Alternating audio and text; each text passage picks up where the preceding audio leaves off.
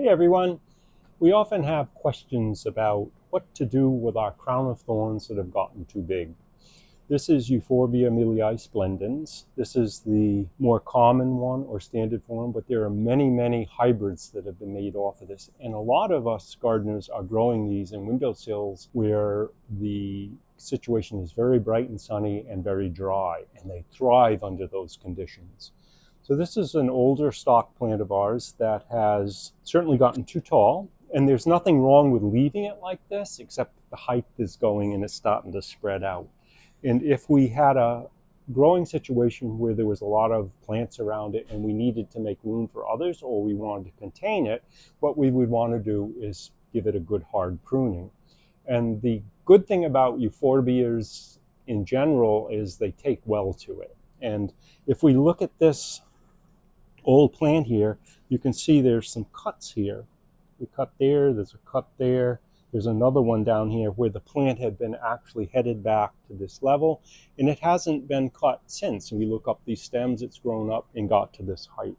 And this is normal for them to look kind of thin like this, because in the wintertime they actually go into a dormancy where they'll drop a lot of their leaves or all of their leaves, and they sit there, and then as the days get longer and things get warmer, they come out and they start to grow again. We're in midsummer right now, so you can see it. This is the growth that it's put on since it's come out of dormancy. So simply take our trusty pruning shears right here, and we're going to trim this back. And the other thing we can obviously do is make cuttings of this if we wanted to propagate it.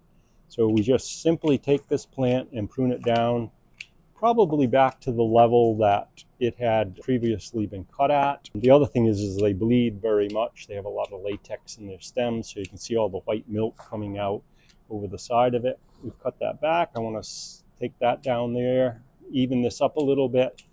And now you have this plant that really looks very badly pruned, but it's perfect. You can see there's little shoots coming along here that had already initiated, and not only that, but each one of these cuts is going to be a shoot that comes out, and in no time we're going to have a plant that's nice and full and ready to go back into flower.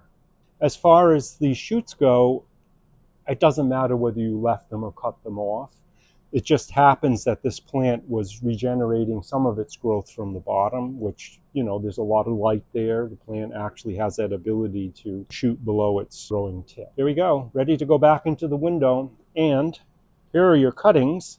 You can see this white milk coming out. You want to leave these dry, and if you're going to propagate these, we generally would cut them up into pieces, about like that. And then we're going to let these sit for a day or two until they get good and dry. Those wounds have healed over, and then they can be struck into a potting media, or even a pot of sand is a good place to root them. Water them when the soil gets dry, let them root, and you're ready to have more plants. If you like this video, give us a thumbs up and share it with a friend.